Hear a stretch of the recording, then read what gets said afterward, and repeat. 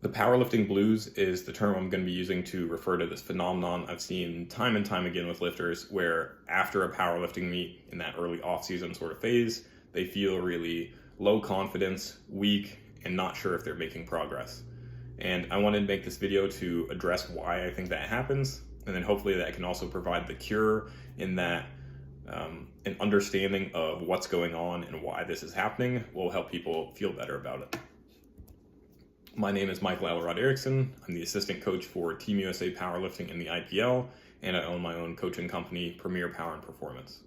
I also coach the collegiate powerlifting team at the University of Alabama in Huntsville, and I think they're going to provide a great example for this because generally this powerlifting blues hits people that have done fewer meets, maybe only 1, 2, or 3, harder than it does more experienced lifters. Likely just because the more experienced lifters have kind of been through this process before. They know that it's coming and it's not going to catch them as off guard. So I think, simply put, the main cause for this sort of powerlifting blues is as you peak and build up towards a meet, you're lifting more and more weight each week over time. And then all of a sudden after that meet, we're changing a bunch of things about training. We're doing more reps and lower intensities so that you can handle more total volume and build more strength. But that also means that suddenly the weights are a lot lighter than they were. So people go from just linearly progressing stronger and stronger to all of a sudden lifting less. And that can hit newer lifters even harder because, one, they've never been through this process before. They've never peaked for a meet and then gone back to off-season training afterwards. And two, a lot of them have gotten really used to setting PRs. So let's use that collegiate lifter as an example again. If they're fairly new to training, they may have set an all-time PR while doing heavy triples in the first block. They set another PR doing heavy doubles in the next block. They set another PR doing singles and at the meet. And then all of a sudden, they're dropping back to a weight that they were doing as their third to last warm-up just a couple weeks prior. And that's now their top set because they're doing more reps than they were. It can be a bit of a shock when they'd gotten used to this trend of just lifting more and more all the time and setting PRs all the time to no longer be lifting that heavy. But if we zoom out and view this on a longer time scale where we're looking at multiple meets, then this starts to make more sense and feel better because the reality is we can't just linearly lift more and more forever, just increasing like this. At some point, which is going to be after the meet, we need to drop the weights back down again so that we can do more reps, more volume, and build strength. Whereas leading up to the meet, we were really focused on trying to express the strength that you already have as well as you possibly can by doing heavy, low rep stuff. Now the priorities have shifted.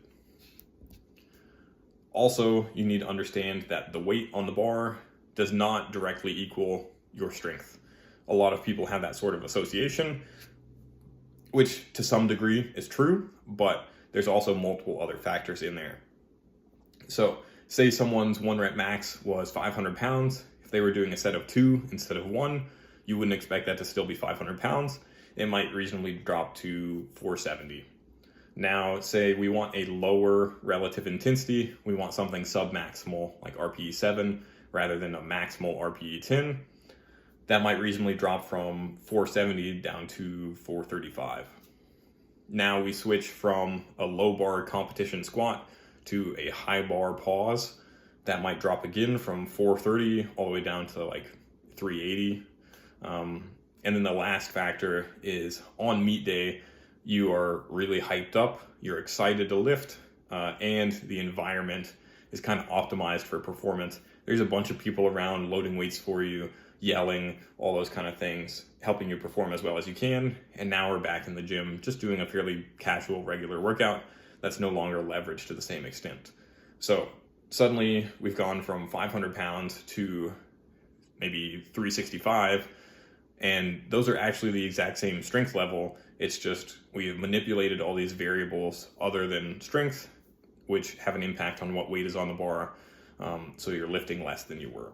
But that doesn't necessarily mean that you've gotten any weaker. So we go back to this chart here. That drop after the meet is just a result of all those factors that we're changing in terms of how the training is structured, not you getting any weaker. And if you view that in a longer time scale with multiple meets, you'll see that all that we're really after is we want one cycle or the next line to start a little bit higher up than the previous one so that its peak when we get to the next meet is also a little bit higher than your previous one. But it's not fair to compare the start of one cycle to the peak of the last one. We want to be comparing the start of one cycle to the start of the last cycle. So we want to see progress from the bottom of one to the bottom of the next, and that will probably also result in the top of one compared to the top of the next. So I think the cure to this powerlifting blues is simply an awareness that this is a common experience. A lot of people feel that way in terms of like, oh man, I'm lifting so much less than I was just a few weeks ago. Also an understanding of why that's the case. It's not that you've gotten any weaker, we're just lifting lighter weights because we've changed some of these variables about how training is structured. And then you also want to be sure that you're comparing to a similar part of the curve that you're on. So early off-season should be compared to the previous early off-season, not to the last peak. And a good way of doing that is focus on like rep PRs. If you set a 5-rep PR compared to your old 5-rep PR, then you're definitely getting stronger. And when you gradually build up to 1 reps PRs again, then it will probably be higher than the last one. Or another option is do things that you've never really done before, because then you don't really have a point of comparison to look back and question whether you're actually getting stronger. So that might be variations, like a pause or tempo, or a different bar. Say your last meet, you got kind of tipped forward and rounded over by the squat bar. You might use a safety squat bar as a variation in your early off season because A, you've never done it before, so you can't compare to what you used to be hitting. But B, it emphasizes your weak point and what you need to fix in your competition squat so you can get better at that. Another option would be different rep ranges. You probably don't really know what your 7-rep max squat is, and you probably weren't doing that while peaking for the last meet. So using different rep ranges lets you kind of start with a clean slate in terms of expectations and just focus on gradually getting stronger there. And then the last thing is be sure to talk with other people. So whether that's teammates, friends that you know that have been through this kind of process before and competed and trained afterwards, or a coach, any of these people can be really helpful because they provide an external perspective where it's not colored by your own personal emotions, and they can point out the fact that you're lifting a little bit more than you used to at these higher rep ranges, and therefore you're gradually getting stronger, even though the weights don't feel that way because they're a little lighter than they were weeks prior. So the last point I want to make is for untested lifters, but most powerlifters are going to be drug tested and drug free. So I wanted to put the conclusion first, and then we'll get to that. I appreciate you watching the video. If you have any questions, please feel free to reach out. Here's my Instagram and my email. If you're interested in my coaching services, you can visit liftpremier.com. And I've also got free resources on there, like my sumo deadlift guide and articles like the one on peaking and tapering for powerlifting meets. Moving on to the untested lifter, I don't personally use PEDs and I wouldn't advocate that anyone starts, but I realize that powerlifting has untested categories where people can take performance enhancing drugs if they make that choice for themselves. And I don't judge. I've coached many of untested lifters. I don't have a problem with that. So I wanted to cover this because in some ways untested lifters get hit with this powerlifting blues worse than anyone else. And that's largely because with PEDs, the highs are even higher, but then by comparison, the lows are going to be even lower. So we're going to start with just looking at this chart of enhanced versus natural training with no sort of meat in there. The biggest thing is when someone starts taking PEDs, there's going to be this spike and increase in performance. And then when they stop, it's going to largely go back to baseline.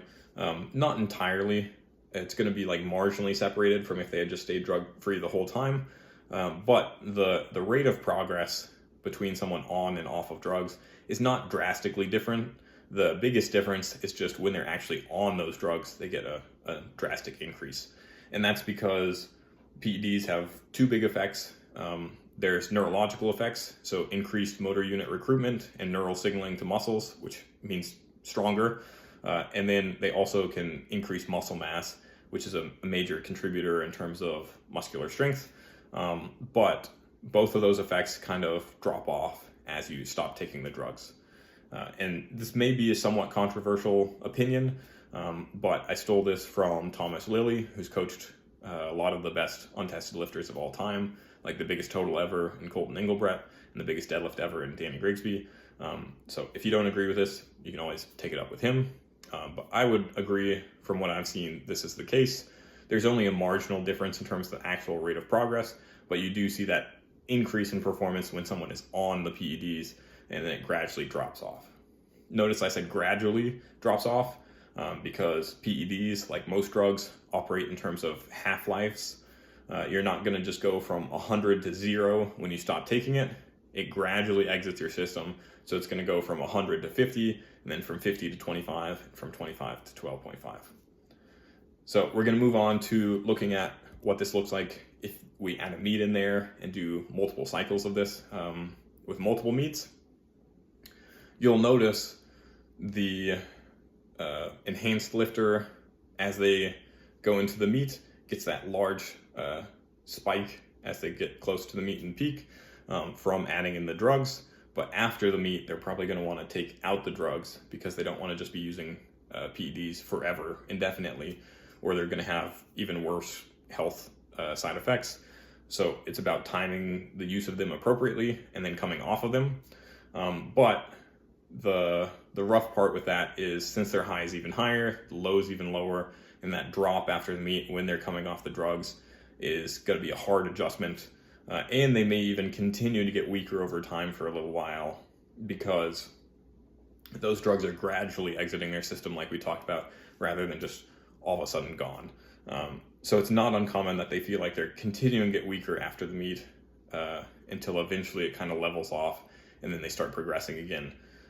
But it's important that they're aware of that ahead of time and know that's normal and okay, so that they don't freak out and overreact and think, oh my God, I'm so weak, I can't make any progress without drugs, I need to start taking those again. That's not the case, and they should not do that. Stick to the original plan, come off of the drugs for a period to get healthier, and then just add the drugs in again later as they get close to the next meet. And the cure is the same as it was for natural lifters. They just want an understanding of what's going on here and awareness ahead of time so that they expect it to happen. And the goal is the same. We just want to gradually raise the curve for the next cycle in terms of their performance off of the drugs, so that when they add the drugs back leading into the next meet, the peak is a little bit higher than it was the last time.